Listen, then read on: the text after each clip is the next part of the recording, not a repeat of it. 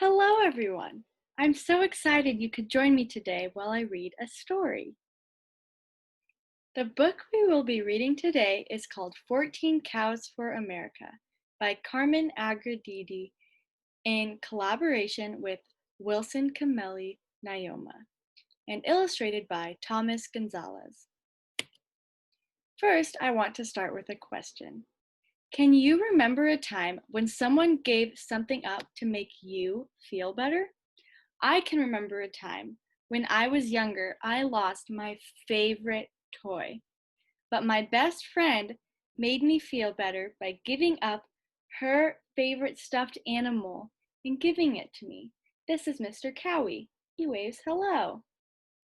Can you remember a time where this happened for you? Can you tell me? Great! So, this idea is also known as a sacrifice. So, can you say that with me? Ready? 1, 2, 3. Sacrifice. Great job. Let's do it one more time. Ready? 1, 2, 3. Sacrifice. So, to sacrifice means to give up something important in order to help someone. So, my friend gave up an important stuffed animal to help me feel better. Some other examples include these ones. Let's look at the top. So up here, we can see that their mom sacrifices her free time to help them with their homework. I'm sure these kids were very excited to have their mom's help. If you look to the left, you will see that he sacrifices playing video games to help his dad wash the dishes. So he gave up playing video games just for a little bit to help make his dad happy and get the dishes done faster. So we're going to continue looking at this idea of sacrifice throughout this book. And this book follows the story of a man named Cameli. Cameli, as you can see to the left, is a real person because this book is based off of a true story, and he is the main character. He was born and grew up in Kenya and is a member of the Maasai tribe.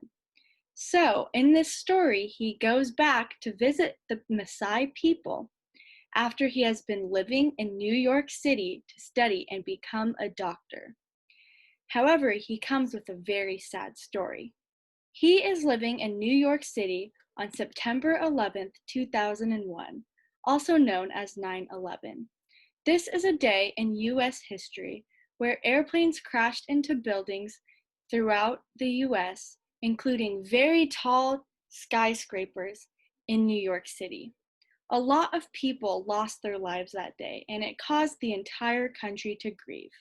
In other words, everyone was very sad because they have all lost something or someone important. So, Cameli goes back home to tell the Maasai people of this loss. I bet you're wondering what a tribe is. A tribe is a group of people with similar beliefs or interests and share a common leader. There are multiple tribes around the world, not only the Maasai tribe. Let's look at some other tribes. First, there is the Cherokee tribe. This tribe is located in the United States. You can see in some of the picture where the orange area is located is the Cherokee Territory. This is in the southeastern part of the United States, including Alabama, Tennessee, Kentucky, and more. There's also the Gonds tribe. This tribe is located in central India, but the tribe we will be focusing on today is the Maasai tribe. They are from Kenya, which is a country in Africa, as you can see on this map. So let's look at some characteristics of the Maasai tribe. The Maasai tribe study to be warriors. They are very strong and brave. They also take care of their families and they care for their cows. They view cows, like Mr. Cowie, as a gift from God. They think that they are here to protect these cows. So they are also called nomadic cattle herders. This means that they move around and follow the cows wherever they may move to. Nomadic means to move. Cattle is another word for cows, and herders are people who will gather those animals. So they move around to follow and care for the cows. Now let's read the story and hear about the Maasai people. While we read this story, I want you to think about the different ways that someone has sacrificed something for you. 14 Cows for America by Carmen Agradidi. The remote village waits for a story to be told. News travels slowly to this corner of Kenya. As Kameli nears his village, he watches a herd of bull giraffes cross the open grassland. He smiles. He has been away a long time. A girl sitting under a guava tree sees him first and cries out to the others. The children run to him with the speed and grace of cheetahs. He greets them with a gentle touch on the head, a warrior's blessing. The rest of the tribe soon surrounds Kameli. These are his people. These are the Maasai. Once they were feared warriors. Now they live peaceably as nomadic cattle herders. They treat their cows as kindly as they do their children. They sing to them, they give them names, they shelter the young ones in their homes. Without the herd, the tribe might starve. To the Maasai, the cow is life. Is the cow important to the Maasai people? How does this picture show that? I think that this picture shows the boy caring for the cow to demonstrate or show how the people, the Maasai people, can care for their cows. Supa! Hello! Kameli hears again and again. Everyone wants to greet him. His eyes find his mother across the Nkang, the ring of huts with their roofs of sun-baked dung. She spreads her arms and calls to him, Akua, welcome my son. Kameli sighs. He is home. This is sweeter and sadder because he cannot stay. He must return to the faraway country where he is learning to be a doctor. He thinks of New York, then he remembers September. Do you remember what happened on September 11th or 9/11? A child asks if he has brought any stories. Kameli nods. He has brought with him one story. It has burned a hole in his heart. But first, he must speak with the elders. The elders are the older people or leaders of the tribe. Later, in a tradition as old as the Maasai, the rest of the tribe gathers under an acacia tree to hear the story. There is a terrible stillness in the air as the tale unfolds. With growing disbelief, men, women, and children listen. Buildings so tall they can touch the sky, fires so hot they can melt iron, smoke and dust so thick they can block out the sun. What event is Kameli describing? He is describing 9/11. The story ends. More than 3,000 souls are lost. A great silence falls over the Maasai. Kameli waits. He knows his people. They are fierce when provoked, but easily moved to kindness when they hear of suffering or injustice. How do the Maasai people feel? How does this picture show how they feel? At last, an elder speaks. He is shaken, but above all, he is sad. What can we do for these poor people? Nearby, a cow lows. Moo. Heads turn towards the herd. To the Maasai, Kameli says softly, the cow is life. Turning to the elders, Kameli offers his only cow, Enkarus. He asks for their blessing. They give it gladly, but they want to offer something more. The tribe sends word to the United States Embassy in Nairobi. In response, the embassy sends a diplomat. This is a representative of the United States. His jeep jounces along the dusty, rugged roads. He is hot and tired. He thinks he is going to meet with Maasai elders. He cannot be more wrong. As the jeep nears the edge of the village, the man sits up. Clearly, this is no ordinary diplomatic visit. This is a ceremony. Hundreds of Maasai greet the American in full tribal splendor. At the sight of the brilliant blood-red tunics and spectacular beaded collars, he can only marvel. It is a day of sacred ritual. Young warriors dance, leaping into the air like fish from a stream. Women sing mournful songs. Children fill their bellies with milk. Speeches are exchanged.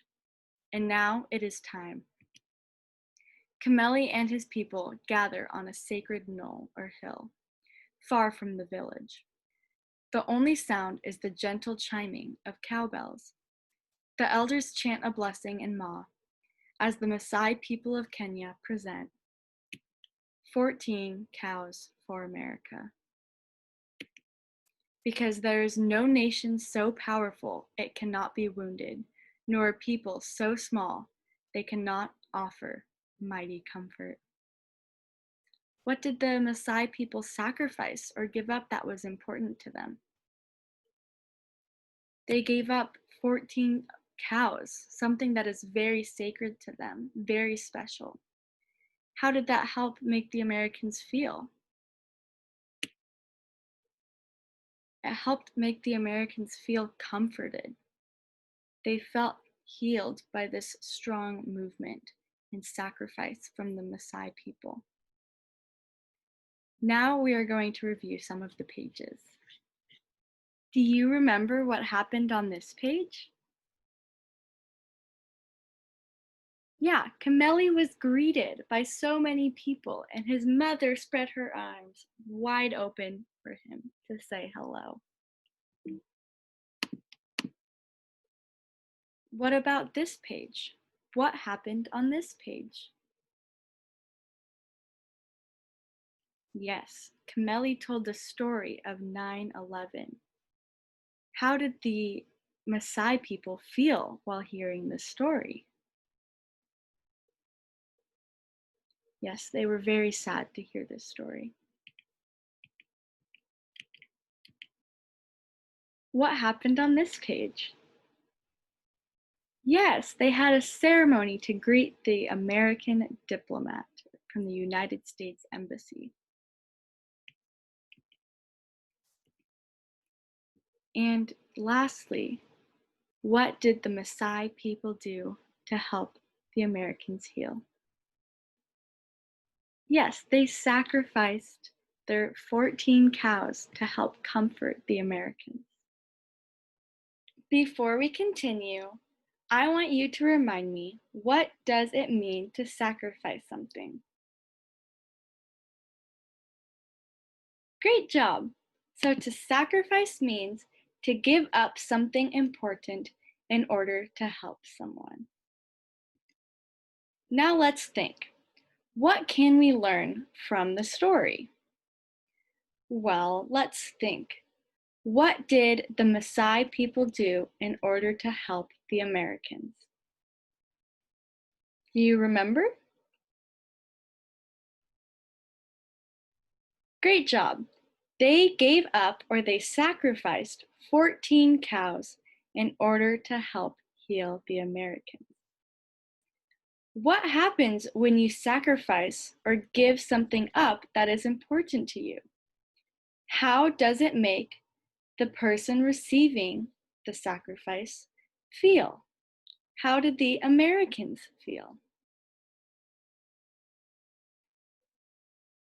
Great. So the Americans felt comforted and it healed their sorrowing hearts. So when you sacrifice something, you can help heal someone. So the moral of the story, or the lesson that we can learn from this story, is that you can sacrifice something that is important to you to help heal someone's heart. What can you sacrifice to help someone feel better? What can you do today? Let's try it out. I can sacrifice blank to help blank. I can sacrifice my favorite toy to help make my brother feel better. Or I can sacrifice my free time to help my mom do the dishes. I want you to think, what can you do? What can you sacrifice today to help someone who may need it? Thank you for joining me today while we read 14 Cows for America. Bye!